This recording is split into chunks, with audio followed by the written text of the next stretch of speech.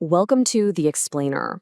So today we're diving into a really big, really controversial idea that basically changed the game for how a lot of people thought about the world after the Cold War. I'm talking about Samuel Huntington's Clash of Civilizations. All right, so to really get this theory, we've got to go back to where it all started. It kicks off with this weird, kind of symbolic moment that happened right as the Cold War was fizzling out. So I want you to picture this. It's Moscow, January 1992. The Soviet Union, it's gone. It just dissolved, literally vanished from the map. You've got a bunch of Russian and American scholars all gathered in this government building trying to figure out what this new era is all about.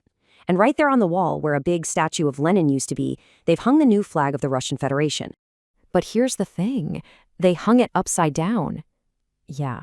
Now, it was a small mistake, sure, and they fixed it pretty quick, but for Samuel Huntington, this little slip-up was huge. It was a perfect symbol of a world that was suddenly in flux, a world that wasn't quite sure who it was anymore. And you know what? This kind of thing wasn't just happening in Russia. Over in Sarajevo during the war, protesters weren't waving UN or NATO flags. They were waving Saudi and Turkish flags.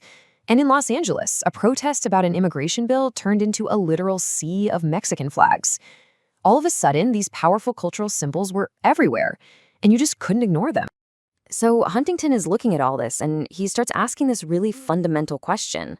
Now that the old Cold War battle lines, communism versus capitalism are gone, what's next? What's going to define us now?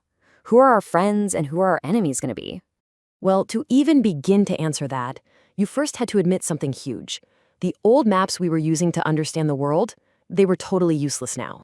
I mean, for centuries, the world map was pretty simple, right?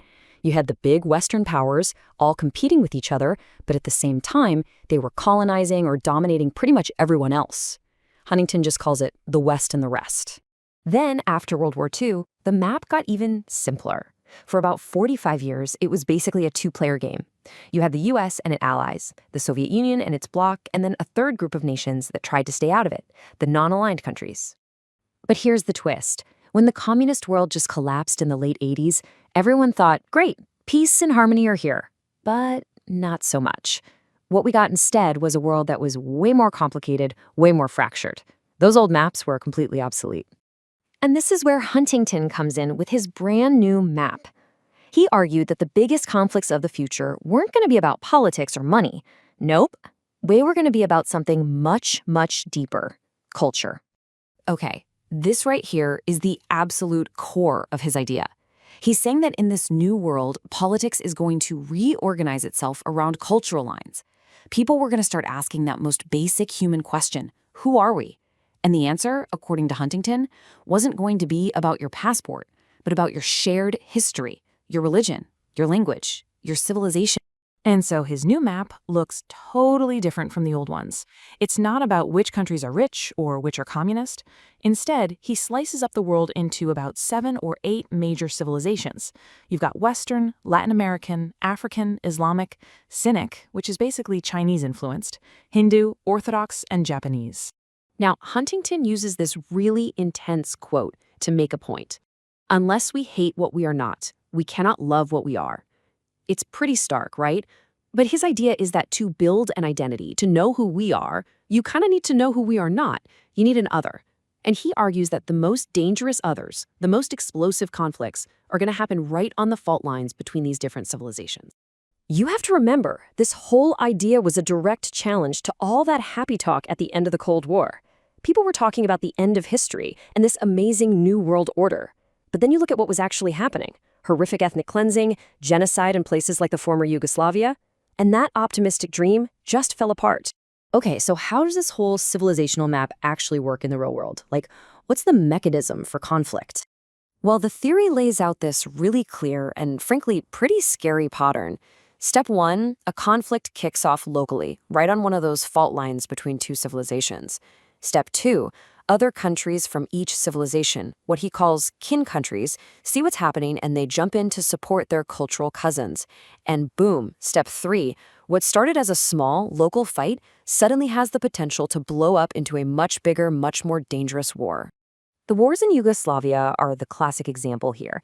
You had Russia, an Orthodox country, supporting the Orthodox Serbs. At the same time, Islamic countries like Saudi Arabia and Iran were helping the Bosnian Muslims. Huntington's point is, this wasn't about Cold War politics. This was about culture. It was about tribal, civilizational kinship.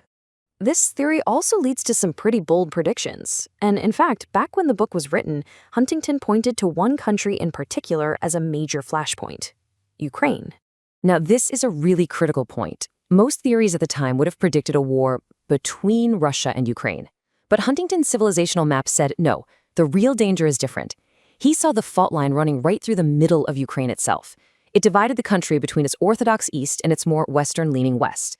So his prediction was that the biggest risk wasn't an external invasion, but the country literally ripping itself in two along that cultural seam. So if this is the map, what does it mean for the future? Where does all this lead? The theory basically lays out a few key takeaways. First, the West's power is on the decline. Second, Asian and Islamic civilizations are on the rise. And third, and this is a big one, the West's effort to push its values like democracy as universal is a huge source of conflict because other civilizations see it as cultural imperialism. The bottom line? To avoid a massive global war between civilizations, everyone needs to just accept that we live in a world with many different competing civilizations and learn to coexist. And that brings us to maybe one of the most important ideas in the whole book. Modernization is not Westernization. Let me say that again. Being modern doesn't mean you have to be Western. The argument is that countries can totally adopt modern tech, modern economies, all that stuff, without having to adopt Western values or culture. You can be modern and Japanese, or modern and Islamic, or modern and Chinese. Look, the clash of civilizations idea is still massively influential and just as controversial as ever. It offers a very stark, very challenging map for a very complicated time. And so, the real question it leaves us with, the one you have to think about, is this. Is this the map, flaws and all, that actually best explains the world we're living in right now?